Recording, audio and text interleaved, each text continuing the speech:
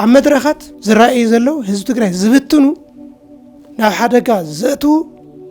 ነተህዝቢ ዘይምጥኑ حسابات ينرأ زلنا ናይ ሓድነት መሰረት መወቀል ናይ ሓድነት shared vision ይባሃል በእንግሊዘኛ ሓበራዊ እምነት አመንጎ ህዝቢ ናይ ሓድነት ጸገም ተራእያ አይፈልጥ የለን ወንድማ ኣብ ህዝብስ ናይ ሓድነት ጸገም የለን አመንጎ ኤሊት ይዝነቱ ታናይ ህዝብ አጀንዳ ታናይ ህዝብ ሕቶ ትሕዝልቅ ነብላ እንተ ኮይና ሓድነትና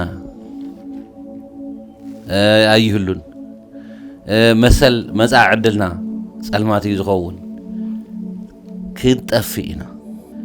ብሔራዊ ረብሓ ትግራይ ኖት ሃገራዊ ረብሓ ይንብል ዘለና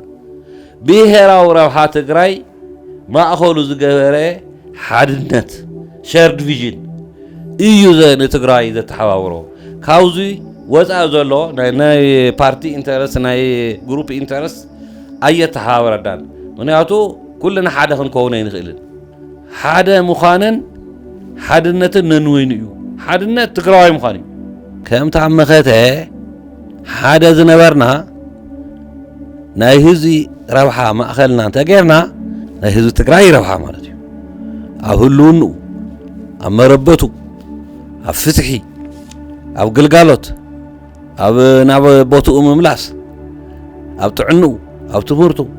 ኣብ ኩሉ ከም ኣብ ህልውኑ ማለት እዩ ኣብ ህልውኑን ኣብ መጻዕዱልን ድሕር ተራባሪብና ሓድነትና ክምለስ እዩ